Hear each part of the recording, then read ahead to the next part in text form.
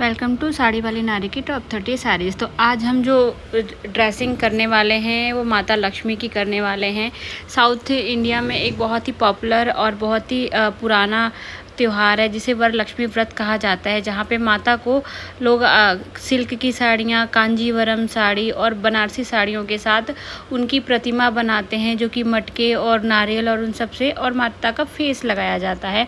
तो उस साड़ी को कैसे माता रानी को ड्रैप किया जाता है वो आज मैं आपको सिखाऊंगी। तो सबसे पहले कोई भी सिल्की साड़ी ले लीजिए।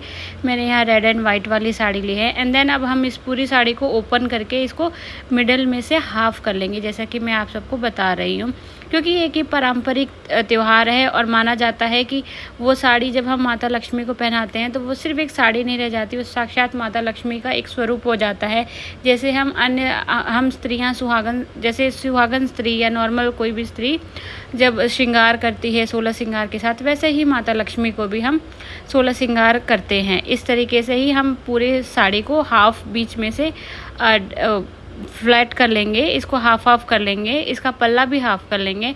एंड देन उसके बाद इस पूरी साड़ी को वापस से किनारा ले लेंगे इसका, और फिर यहाँ से हम 4 उंगली के हिसाब से या जितना आपको ड्रैप रखना है उस हिसाब से प्लीटिंग करना शुरू कर देंगे। तो इसकी प्लीटिंग बहुत ही डिफरेंट होती है। जैसे आपने देखा कि मैंने हाफ़ कर लिया है साड़ी को। एंड देन उसके बाद हम एक साइज़ नाप लेंगे, एंड जितना साइज़ नापा है उतना ही, ना छोटा ना बड़ा, अदरवाइज़ साड़ी का लेयर ख़राब हो जाएगा और वो इतना स्ट्रेट लुक नहीं आएगा। जैसे वरलक्ष्मी व्रत में माता जी की जो प्रतिमा हम बनाते हैं या माता जी का जो स्वरूप बनाते हैं, उसके लिए जो साड़ी हम उनको पहनाते हैं वो वाला लुक आ नहीं पाएगा। तो इस तरीके से साइज़ को नाप लीजिए। बीच बीच में अगर दिक्कत हो तो एक बार और जाके साइज़ को ईजिली नापें। एंड देन उसके बाद इस तरीके से बीच में प्रेस भी करते रहे। अगर आपके पास प्रेस है तो ठीक है, अदरवाइज़ आप अपने हाथों से ही प्रेस कर सकते हैं। एंड इस तरीके से आप 1.5 मीटर कपड़ा छोड़े, पल्ले का जो कपड़ा छोड़ते हैं सिर्फ 1.5 मीटर छोड़ के, उसके बाद उसके अलावा जितना रिमेन फैब्रिक है वो सब हम धीरे धीरे उसको अच्छे से ड्रैप कर देंगे। मैं यहाँ पे कोई भी कटिंग नहीं कर रही हूँ, क्योंकि मैं आप सबको एग्जैक्ट दिखाना चाहती हूँ कि मैंने ये अकेले ही किया और किस तरीके से किया वो आप सब देखें एंड सीखें, क्योंकि ये एक सेम एज मैंने सिखाने के पर्पज़ से किया है, इस वजह से मैं ये वीडियो भी थोड़ी लॉन्ग है। तो इस तरीके से बीच बीच में मैं इसको नाप लूँगी, बिकॉज़ मैं ये फ़र्स्ट टाइम ट्राई कर रही थी। एंड साथ में इनकी लेयरिंग भी चेक कर रही थी कि कहीं से कुछ ख़राब तो नहीं हुआ, प्लीटिंग सही तो है, ऊपर नीचे तो नहीं है, क्योंकि हमें माता जी का स्वरूप के लिए ये साड़ी बनानी है, तो इसमें हमें कोई कमी नहीं रखना है और इसको बहुत ही परफेक्ट बनाएंगे। तो इस तरीके से आप पूरी साड़ी को पतली ना एग्जैक्ट पतली भी नहीं, मतलब आपको जितना रखना है साइज़ उस हिसाब से इनकी प्लेटिंग कर लीजिए और बिखरे ना। इस तरीके से इसको पकड़िए ताकि खुले भी ना। तो यहाँ पे मैंने ओवरऑल सारी प्लेटिंग कर ली है जितना मुझे रखना था। एंड देन उसके बाद एक बार मैं इसको काउंट कर लूँगी, प्लस उसको बराबर भी कर लूँगी, क्योंकि अब हम यहाँ पे इसको पिन से सिक्योर करेंगे। ये हमारा नीचे का पार्ट है, इस पर हम पिन सिक्योर नहीं करेंगे। फिर पर जो ऊपर वाला पार्ट है जो वाइट है, तो उसको हम क्या करेंगे, एक बार उसको काउंट करके एंड देन उसकी जो लेयरिंग है उसको बराबर सेट कर लेंगे। ऊपर नीचे हो जाता है प्लीटिंग के टाइम पे, बिकॉज साड़ी बहुत लंबी है। तो यहाँ पे अब आप चाहो तो सुई धागे से भी इसको सिल सकते हो। मैंने सुई धागे की जगह यहाँ पे एक बड़े साइज़ का पिन इस्तेमाल किया है। तो पिन को मैं यहाँ पे जस्ट ताकि फैब्रिक फैले ना, इसके लिए यहाँ पे पिन अप करके छोड़ दूँगी। देन उसके बाद हम पल्ले वाले एरिया पे आ जाएंगे। तो पल्ले वाले एरिया को भी आपको ओपन नहीं करना है, जैसा है वैसे रहने दीजिए। एंड जो हमारा बॉर्डर वाला पार्ट है हम उसको वापस से एक बार सेट कर देख लेंगे कि कितना बॉर्डर हमारा आ रहा है। एंड देन उसके बाद इस तरीके से उसको भी चौड़ी चौड़ी प्लेट्स लेके पल्ले को भी सेट कर लेंगे। तो शुरुआत में जो पल्ले का पॉइंट है, स्टार्टिंग पॉइंट पे हम यहाँ पे एक सेफ्टी पिन यूज़ करेंगे, क्योंकि हमको इस पल्ले को खोलना नहीं है।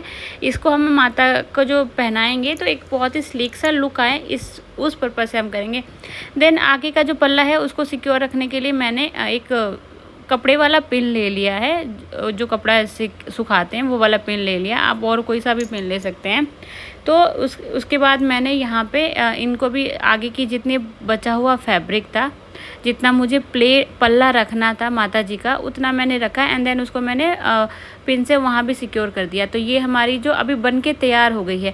अगर आपके घर में ऐसी पूजा है, कुछ भी है, तो आप अगर माता की प्रतिमा के लिए या माता के स्वरूप के लिए साड़ी बना रहे हैं, तो अभी ये हमारा तैयार है, बस हमको बना के रख लेना है। एंड देन जब माता का स्वरूप बनाएंगे फिर उसके बाद उसको सेट करेंगे। जनरली क्या होता है, जो पारंपरिक तौर पर जो माता की स्वरूप बनाया जाता है, बहुत लोग मटका रखते हैं, कलश वाले चावल रखते हैं, नारियल रखते हैं। मेरे पास ऐसा कुछ अवेलेबल नहीं था, तो मेरे पास जो अचार की बरनी थी मैंने उसी को लिया, बिकॉज़ मेरे पास और कोई साफ़ चीज़ दिख नहीं रही थी। माता का स्वरूप बना रही थी तो कुछ तो साफ़ चाहिए था। प्लस मैंने यहाँ पे साफ़ कर लिया था फ़र्श, उसके बाद ही मैंने ये सब डिज़ाइन किया ताकि रोशनी भी अच्छी आए।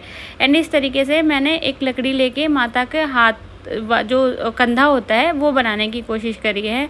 अगर मेरे से कोई भूल चूक हो तो अगर जो लोग भी ये देख रहे हैं और जो लोग की भी आस्था है, पहले मैं आपसे हाथ जोड़ के माफ़ी चाहूँगी अगर कोई भी इसमें गलती हुई होगी, बिकॉज़ मैं जस्ट यहाँ पे एक ड्रैपिंग सिखा रही हूँ।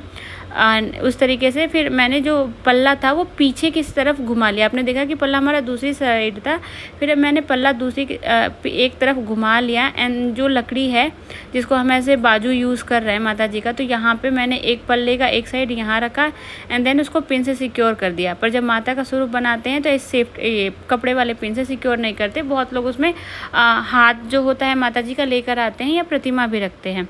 एंड दूसरी साइड भी मैंने इसको अच्छे से सिक्योर कर दिया है।